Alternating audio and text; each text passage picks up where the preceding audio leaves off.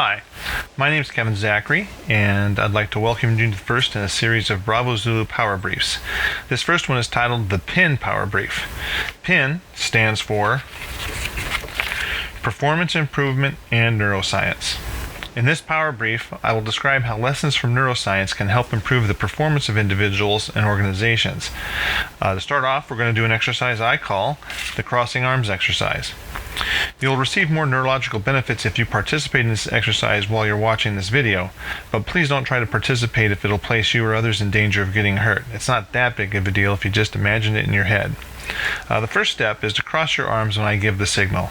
I'll say the words 1, 2, 3, cross your arms, while revealing a slide with a question on it. Your job will be to cross your arms and answer the question out loud as simultaneously as you can. I will give the directions again. When I give the signal, cross your arms and say the answer to the question you see on the slide at the same time that you're crossing your arms. Okay, are you ready? 1, 2, 3. Cross your arms. Take a second to notice what happened. You should have had little or no problem crossing your arms and answering this simple math problem. As a matter of fact, you were probably able to do it without much thought at all. But now we're going to step it up a notch. If your arms are not crossed right now, I'd like you to cross them again and look at which wrist is on top. Actually, say out loud which wrist is on top. Now, cross your arms so that your other wrist is on top. So you're going to change it around. It may take a few seconds to figure it out because you're not used to crossing your arms this way. But don't worry, I'll wait for a second. Make sure you're crossing them correctly too. No hip hop arms. You have to cross your arms just like the people you see in the slide. The fingers of the arm on top are tucked under the other arm, and the fingers of the arm underneath are over your bicep. It feels strange, doesn't it? But that's okay. For the rest of this exercise, this is how I want you to cross your arms, with your other wrist on top. Now let's practice it before we go on to the next step. Place your hands on the table, on your lap, or at your sides. Ready? 1, 2, 3. Cross your arms. Now, notice how easy or difficult it was to cross your arms this new way, as compared to the old way. Double check that you did in fact cross your arms the new way though. Some people think they cross their arms the new way, but are surprised to find that they cross them the way they always do. Our brain works that way sometimes. Let's practice one more time so that you'll be better prepared for the next step of the exercise. Place your hands on the table, on your lap, or at your sides. Okay, ready? 1, 2, 3, cross your arms. Take a second to notice what happened this time. Was that easier to do? It might have been. The more you do it, the easier it'll become. But no matter, because we're going to go to the next step. So place your hands on the table, on your lap, or at your sides. When I give the signal, cross your arms the new way, and at the same time yell out the answer to the question you see on the slide. Are you ready? 1, 2, 3. Cross your arms. How did that work out? Was there a pause between crossing your arms and yelling out your zip code? Some of you probably yelled your zip code and then crossed your arm with a little bit of a delay, but maybe you did it simultaneously and then discovered you crossed your arms the old way, not the new way. And that's okay, because that's what happens sometimes. Now we're going to do the last step of the exercise. So place your hands on the table, on your lap, or at your sides, and when I give the signal, cross your arms the new way, and at the same time yell out the answer to the question you see on the slide. Ready? 1, 2, 3. Cross your arms. Notice how different it was this time. You probably noticed an even bigger gap in time between answering the question and crossing your arms, if you're even able to do both properly. Thank you for participating in this exercise. We're done with the crossing your arms. Feel free to cross your arms however you want from now on. But let me explain now what was going on in your brains. This man, Daniel Kahneman, is a psychologist who won the Nobel Prize in Economic Sciences for his work on decision making, and he very nicely describes the brain as having two separate systems, System 1 and System 2. System 1 is the fast reactive system in our brains, and it originates in the limbic system, which, simply put, handles our emotions, our conditioned behaviors, and our memory storage. It was System 1 that was in charge of crossing your arms the very first time in the exercise. System 2 is the slow thinking system and is handled in the neocortex. That's the new part of our brain evolutionary wise, and it's the white part where we do most of our thinking. The neocortex is where our executive functions are processed, as well as the source of our consciousness and our personality. When I had you cross your arms the new way, this is the part of the brain that had to be engaged. But the conscious part of our brain can handle only so many pieces of information at once. So when it's stressed, by asking it to answer questions at the same time as asking it to cross your arms in the new way, it gets overburdened. And if the question takes up enough thinking space, System 1 might get involved and take over some of the tasks, which is why some of you may have found that you cross your arms the old way. So how does this apply to performance improvement? Often, improving performance requires us to do things a new and different way than we've been doing them before. This requires System 2 to get involved. System 2 is very good at learning new things, but as we saw in the exercise, or hopefully you experienced in the exercise, when we're under stress, System 1 often gets involved and we find ourselves reverting back to our original conditioned behaviors. That is why a lot of performance improvement initiatives fail. We don't allow the new behaviors to get developed within System 1. To further illustrate this point, let's talk about cash. But I don't mean this kind of cash. I'm talking about this kind of cash. But if you or an organization pays attention to this cash, it will be easier to get more of this kind of cash. So this is the cash box and illustrates how both systems of the brain have to be developed for performance improvement efforts to be effective. The left side of the box, K and S, stands for knowledge and skills. These are knowing what to do and where and when to do it. The right side of the cash box stands for attitudes and habits, or wanting and being willing to do it and then doing it consistently. The left side of the cash box is the learning side, and most people are hired based on what they have learned, their knowledge and skills. If you think about it, a resume is nothing more than a list of what you know how to do and when and where you've done it. Most people are counseled or fired, however, because of their attitudes or habits on the, right side of the box to you, left side to me. Most people are not fired because they don't know how to do their jobs. Most people are fired because their attitudes or habits are not working out with the company. Many organizations don't know that the right side of the cash box even exists. This is why in the United States, approximately 95% of the training and development dollars are spent on increasing knowledge and skills, and only about 5% are spent on improving attitudes and habits. To get a return on their investment, organizations need to pay more attention to the right side of the cash box, because that's where positive behavior change occurs. When the knowledge and skills have reached System 1 as attitudes and habits and new conditioned behaviors, that's when we start doing things in a new, improved way. And that's when they're more effective. So what does this mean? It means that we need to train. In other words, train the brain.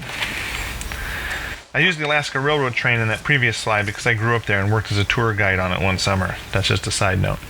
Anyway, we have to train the brain using lessons from neuroscience. One element that neuroscience tells us is effective in producing positive behavior change is spaced repetition. As you can see in this figure that I adapted from the Creative Training Techniques Handbook by Bob Pike, a nationally recognized authority on training, if you're exposed to an idea one time, you will retain less than 10% after 30 days.